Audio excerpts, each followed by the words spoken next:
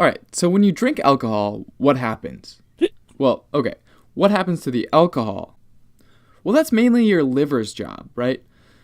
Basically, once the alcohol gets to your stomach, most of it's sent to your liver for processing. In very small amounts, alcohol is more or less harmless, but in excess, it can lead to serious liver complications and is the leading cause of liver disease in Western nations. Once in the liver cells, or hepatocytes, it can take one of three pathways, one of which involves an enzyme called alcohol dehydrogenase, or simply ADH, and this happens in the cytosol of the cell. Another involves a catalase inside organelles called peroxisomes, and a third involves being converted by the enzyme cytochrome P450-2E1, sometimes just shortened to CYP2E1. All three of these pathways lead to the conversion of alcohol to acetaldehyde. Once the ADH enzyme is used to convert the alcohol, it needs another compound called NAD+, which is then converted into NADH. As NADH levels increase and NAD+ levels decrease, this has two effects. Higher NADH levels tell the cell to start producing more fatty acids, and lower NAD+ levels result in less fatty acid oxidation, both of which lead to more fat production in the liver. Now, excessive fat in the liver is also known as fatty change, or fatty liver, where it gets large, heavy, greasy, and tender. But typically at this point, patients don't have symptoms like fever or high levels of neutrophils in the blood. The liver also often takes on a more yellowish color, which is due to all these fat deposits. And we can see that on histology.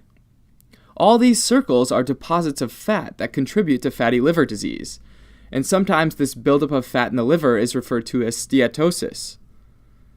Treating fatty liver disease usually involves simply stopping alcohol consumption. Okay, so that's fatty liver, but that's not the only thing that excessive alcohol consumption can cause, right?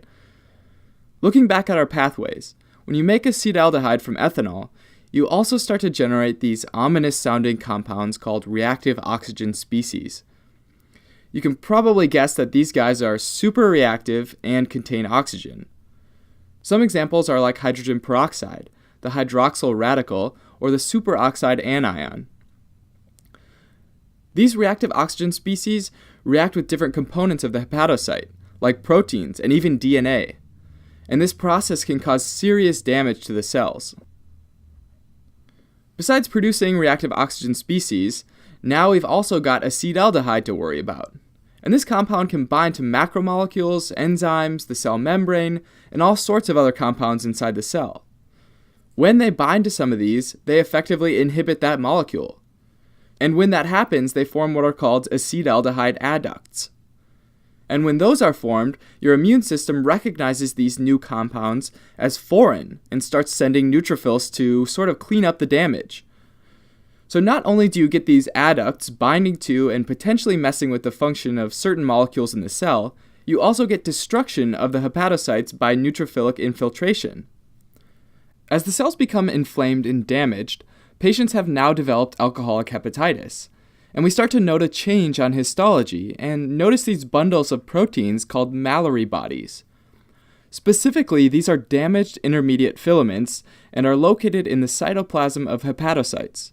The mechanism that produces these bodies is still unclear, but they're most commonly seen in alcoholic hepatitis. At this point, the patient might have hepatomegaly that's probably become painful, since the liver is seeing more and more immune cells. They also may have neutrophilic leukocytosis, or an increased amount of neutrophils in the blood. Also, as cells become damaged and die off, scar tissue starts to form around the central veins of the liver, known as paravenular fibrosis. The damage done to hepatocytes also results in leakage of liver enzymes like alanine aminotransferase, or ALT, or aspartate aminotransferase, or AST, both types of transaminase. Usually, even though both are elevated, AST will be found to be greater than ALT in alcoholic hepatitis.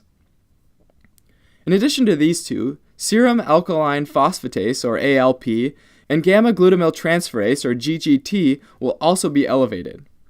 In some cases, thrombocytopenia, a deficiency of platelets in the blood, as well as possible hypoglycemia, or low blood sugar, can also be found in the blood of someone with alcoholic liver disease.